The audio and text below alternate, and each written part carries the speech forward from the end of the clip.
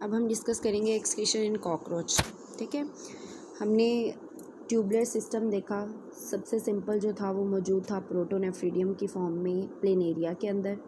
इसके अलावा हमने एक और ट्यूबुलर सिस्टम देखा, एक्सक्रीटरी ट्यूबुलर सिस्टम, जिसको हमने मेटानेफ्रिडियम का नाम दिया और वो मौजूद था अर्थवर्म के अंदर। ठीक है, अब हम एक और तरह का ट्यूबुलर सिस्टम देखेंगे बच्चों। ऐसा अगर हम एक्सक्रीशन की बात कर रहे हैं तो एक्सक्रीटरी सिस्टम्स जो हैं वो इतने ज़्यादा कॉम्प्लेक्स, जिस तरह हम कह सकते हैं कि हमारे अंदर मौजूद हैं, कि हमारे अंदर किडनीज़ हैं, यूरेटर्स हैं, यूरिनरी ब्लैडर हैं, इस तरह का सिस्टम तो मौजूद नहीं है इन एनिमल्स के अंदर। ठीक है, ये सिंपल एनिमल्स हैं। इनके अंदर जो एक्सक्रीटरी सिस्टम है, एक्सक्रीशन के लिए जो भी स्ट्रक्चर्स मौजूद हैं वो भी एज सच सिंपल ही हैं। ठीक है, जिस तरह आपने देखा कि प्लेनेरिया था तो प्लेनेरिया के अंदर बहुत ही ज़्यादा सिंपल सा सिस्टम मौजूद था, यानी एक सिंपल ट्यूब थी जो सारा कुछ कर रही है, इकट्ठा कर रही है। इसी तरह आपने देखा अर्थवर्म के अंदर जो था वो भी एक सिंपल ट्यूबुलर सिस्टम है, बस ये है कि उसके अंदर एक इंटरनल ओपनिंग भी मौजूद है। अब हम बात करेंगे कॉकरोच की। कॉकरोच के अंदर भी वैसे ही एक ट्यूबुलर सिस्टम है जो कि एक्सक्रीशन का काम करेगा, यानी एक्सक्रीटरी मटेरियल को बॉडी के अंदर से इकट्ठा करेगा। ठीक है, लेकिन एज सच लंग्स और यूरिनरी ब्लैडर टाइप कोई स्ट्रक्चर या कोई सिस्टम इनके अंदर मौजूद नहीं होता। ठीक है, एक बात और बताती चलूँ आप लोगों को बच्चों पहले ही, कि कॉकरोच जो है, यानी आपको पता है कॉकरोच जो है वो इंसेक्ट्स की कैटेगरी में आता है। तो कॉकरोच जो है, यानी या ओवरऑल आप बात करो इंसेक्ट्स की, तो इंसेक्ट्स जो हैं वो पूरे एनिमल किंगडम में वाहिद ऐसा ग्रुप है, यानी सिंगल ऐसा ग्रुप है जिनका डाइजेस्टिव सिस्टम और एक्सक्रीटरी सिस्टम इकट्ठा होता है। ठीक हो गया, यानी क्या कह सकते हैं हम कि ये ओनली किंगडम है, एनिमल किंगडम में से ओनली ग्रुप है इंसेक्ट्स का, कॉकरोच भी जिसमें आ रहा है, यानी कॉकरोच उसी में आ रहा है ज़ाहिर है इंसेक्ट्स में। तो ये वाहिद ग्रुप है जिनके अंदर उनका डाइजेस्टिव सिस्टम और उनका एक्सक्रीटरी सिस्टम कंबाइंड है। यानी ऐसा नहीं है कि डाइजेस्टिव सिस्टम जो है वो अलग है, ठीक है, जिस तरह हमारे अंदर है या मतलब डिफरेंट एनिमल्स के अंदर मौजूद है, अलग सिस्टम जो है वो डाइजेस्टिव अलग है, वो कैनाल अलग है और एक्सक्रीटरी कैनाल अलग है। नहीं, इनके अंदर जो है ये दोनों चीज़ें कंबाइन है।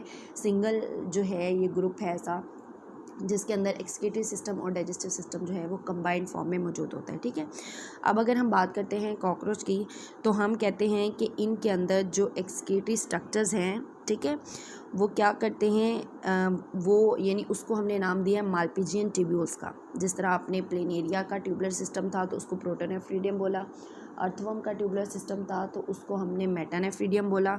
इसी तरह कॉकरोच के ट्यूबुलर सिस्टम को हम माल्पिजियन ट्यूब्यूल्स का जो है वो नाम दे देंगे। ठीक है, एक बात और बता दूं बच्चों कि इनकी जो बॉडी कैविटी होती है, ठीक है, इनकी बॉडी कैविटी को के अंदर जो फ्लूइड मौजूद होता है, ठीक है, उसको हम हीमोलिम्फ बोल रहे होते हैं। ठीक है, क्या बोल रहे होते हैं?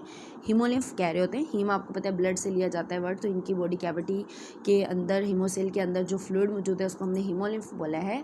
बॉडी कैविटी जो है जिसके अंदर ये फ्लूइड मौजूद है, जिसको हमने यानी साइनसेस है, उसमें से हीमोलिम्फ में से ये सारी एक्सक्रीटरी मटेरियल को जो है वो इकट्ठा करते हैं। ठीक है, अब आपकी बुक में भी मेंशन किया हुआ है कि टेरेस्ट्रियल आर्थ्रोपोड्स, यानी ये किस कैटेगरी में आते हैं कॉकरोच। इनके ग्रुप का नाम आपको बताया सबसे पहले कि ये आर्थ्रोपोड्स में आ रहे हैं और ये टेरेस्ट्रियल हैं। ठीक है, तो ये टेरेस्ट्रियल जो आर्थ्रोपोड्स हैं, स्पेशली जो इंसेक्ट्स की बात हम कर रहे हैं, इनका एक्सक्रीटरी स्ट्रक्चर्स इस तरह से अडॉप्टेड है कि ये इनके हीमोलिम्फ में से एक्सक्रीटरी मटेरियल को इकट्ठा करेगा और किस ट्यूबुलर स्ट्रक्चर के अंदर सस्पेंड करेगा, किस ट्यूबुलर सिस्टम के अंदर रखेगा?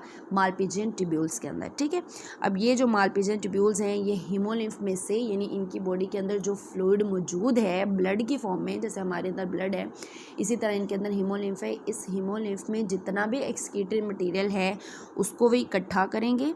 ठीक है, और इस माल्पिजियन ट्यूब्यूल्स के अंदर स्टोर रहेगा और यहाँ से फिर बॉडी से रिमूव हो जाएगा। यानी उसमें, यानी समझो कि बॉडी के अंदर से सारा हीमोलिम्फ में से इकट्ठा किया माल्पिजियन ट्यूब्यूल्स ने और इन्होंने फिर बॉडी से उसको रिमूव कर दिया। ठीक है, कैसे रिमूव किया कि इन्होंने, यानी जो भी बॉडी से इनकी जो लाइनिंग है, एपिथेलियल लाइनिंग जो है, वो डिफ्यूजन के थ्रू हीमोलिम्फ में से सारा मटेरियल जो है वो इकट्ठा करेगी। एपिथेलियल लाइनिंग में से गुजरती हुई जितने भी सॉल्यूट्स हैं, सॉल्ट्स हैं, नाइट्रोजनस वेस्ट हैं जिनको बॉडी से रिमूव करना है, वो इन ट्यूब्यूल्स के अंदर ट्रांसपोर्ट कर जाएगा।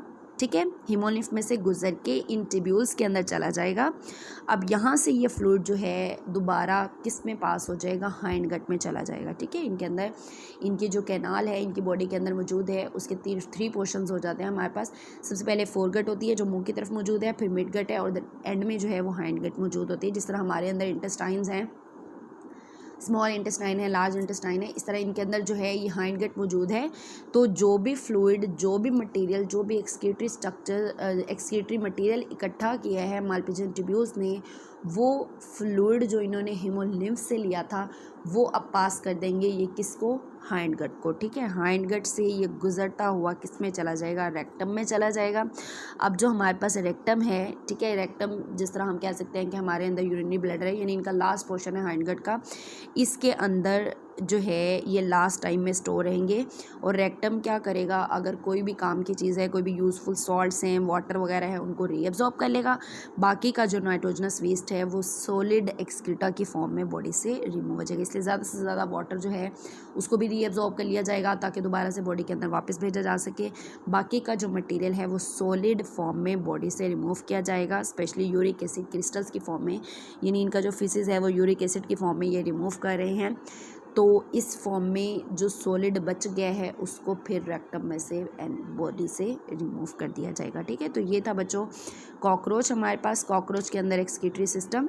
ठीक है, इस तरह की जो इनके अंदर अडॉप्टेशन है, इस तरह की जो इनके अंदर एक्सक्रीशन है, ये इनके अंदर एक किस्म की बेहतर अडॉप्टेशन है जिसकी वजह से ये लैंड पे, क्योंकि आपको पता है टेरेस्ट्रियल लैंड पे ये अडॉप्टेड हैं, तो ये टेरेस्ट्रियल लैंड पे इजीली जो है वो एक्यूट शॉर्टेज ऑफ वाटर में भी एग्जिस्ट कर सकते हैं। क्यों? क्योंकि इनको बॉडी से नाइट्रोजनस वेस्ट को रिमूव करने के लिए ज़्यादा वाटर की ज़रूरत नहीं है, क्योंकि आप लोग ऑलरेडी पढ़ चुके हैं कि अमोनिया को बॉडी से रिमूव करने के लिए बहुत ज़्यादा वाटर की ज़रूरत थी। ठीक है, यूरिया को भी बॉडी से रिमूव करने के लिए वाटर की ज़रूरत थी, लेकिन यूरिक एसिड को बॉडी से रिमूव करने के लिए 1 ग्राम ऑफ यूरिक एसिड को ओनली 1 ml ऑफ वाटर की ज़रूरत होती है।